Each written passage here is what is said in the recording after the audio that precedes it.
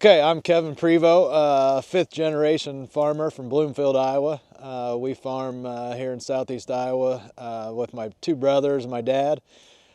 Family farm, we about 1,400 acres, 950 row crops, somewhere in that neighborhood.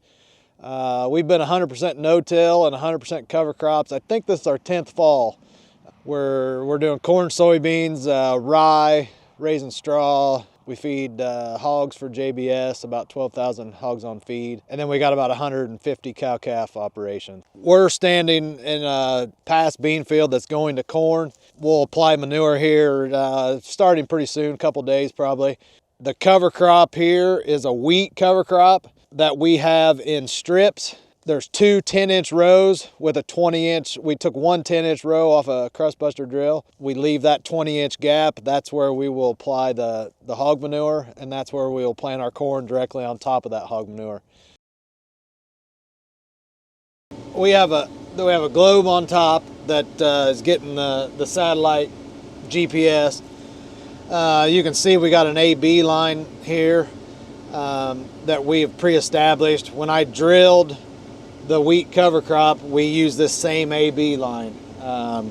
It was a 15-foot drill, so it lines up with this 15-foot manure applicator. We'll take this monitor and that globe and put it in the planting tractor in the spring, and it will be a 30-foot corn planter, and we'll get this same AB line. You do every other one, and it will follow these same paths. But by leaving the gap, it allows that corn to not compete with any, if the wheat gets up, 2 foot tall, when it falls down, it can go over top of the corn crop and it has to grow through that. With this spacing, we haven't had near that problem. The wheat and the rye, either one of them, when they find the hog manure nutrients, that really takes off. And that's why we went to the gap. We're leaving the gap. It takes a little bit longer for those roots to get to that hog manure. So we're able to, have a place to plant and not let that cover crop get away. That's been an advantage of the strips, doing it that way. That we kind of fought in the past, and we've kind of come up with this as a way to combat that a little bit. Yeah, this is our manure applicator, 6 rows. It's a vertical till applicator, so it's got a wavy coulter in the front that creates a slit. I think it runs at a 3-degree angle.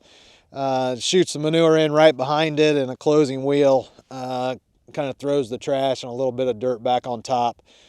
This wavy coulter will go down to a depth right here. This ring will keep it, which I think is about 6 or 8 inches. It's hydraulic down pressured, so if the conditions are harder or drier, you got to have more down pressure to a certain extent. I think we got it set on like 750 today when we was out here messing around, so which is a pretty average.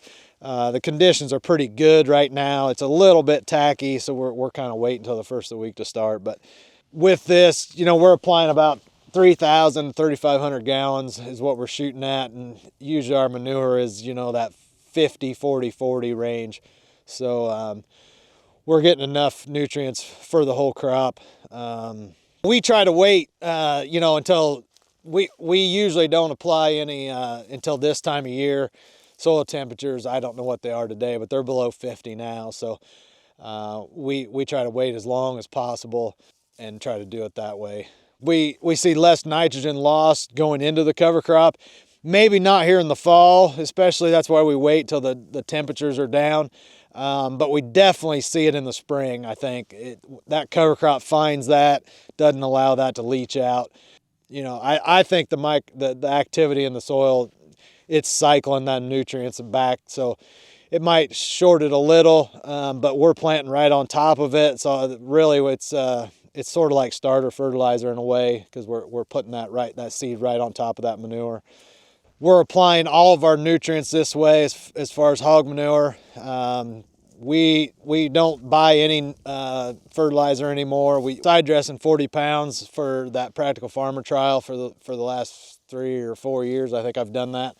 And the last 2 years especially, it hasn't been cost effective to side dress. So We might see a little bit of yield bump by adding that 40 pounds, but economically it's not there. So we pretty much taken that out of our practice, and that was our goal when we went RTK and we was going to plant on top of the manure strip. That was our hope, that we could better utilize that manure and take out that 40 pounds of nitrogen we was buying.